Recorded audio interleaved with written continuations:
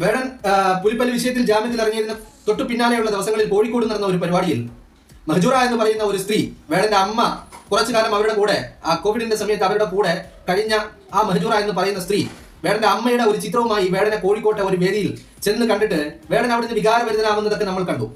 അപ്പോ ഇതിൽ വേടൻ അന്ന് വികാരഭരിതനായത് നിങ്ങൾക്ക് വേണമെങ്കിൽ പറയാം, അത് നാലാളെ കാണിക്കാൻ വേണ്ടി ചെയ്തതാണ്, അതല്ലെങ്കിൽ നാലാളുടെ മുമ്പിൽ തന്റെ അമ്മയെ കാണുമ്പോൾ ഉള്ള ഒരു സ്നേഹം അത് നാടകമായിരുന്നു എന്നൊക്കെ നിങ്ങൾക്ക് വേണമെങ്കിൽ പറയാം. ബട്ട് ഈ വേടന്റെ അമ്മ മെഹജൂറയോട് പറഞ്ഞ കാര്യങ്ങൾ, മെഹജൂറയുമായി പങ്കുവെച്ച കാര്യങ്ങൾ, അതൊക്കെ സ്നേഹത്തിൻ്റെത് മാത്രമായിരുന്നു എന്നുള്ളതാണ്. സ്നേഹത്തിൻ്റെത് മാത്രമായിരുന്നു എന്ന് പറഞ്ഞാൽ തന്റെ മകനെ കുറിച്ച് പറയാൻ അവർക്ക് 1000 നാവുകൾ ഉണ്ടായിരുന്നു എന്ന് മെഹജൂറ തന്നെ അതിനുശേഷം പല വീഡിയോകളിലും സാക്ഷ്യപ്പെടുത്തുന്നത് നമ്മൾ കണ്ടു. അവർക്കന്ന് മകനെ കുറിച്ച് അധികം പറയാൻ അറിയില്ലാത്ത ഒരു കുഴപ്പമേ ഉണ്ടായിരുന്നുള്ളൂ. മകൻ ഇത്തരത്തിൽ ഒരു കോവിഡ് പാൻഡമിക് എന്ന് പറയുന്നത് 2020-2021 ആ സമയത്ത് തന്റെ മകൻ വളർന്നു വരുന്ന ഒരു കാലഘട്ടമായിരുന്നു.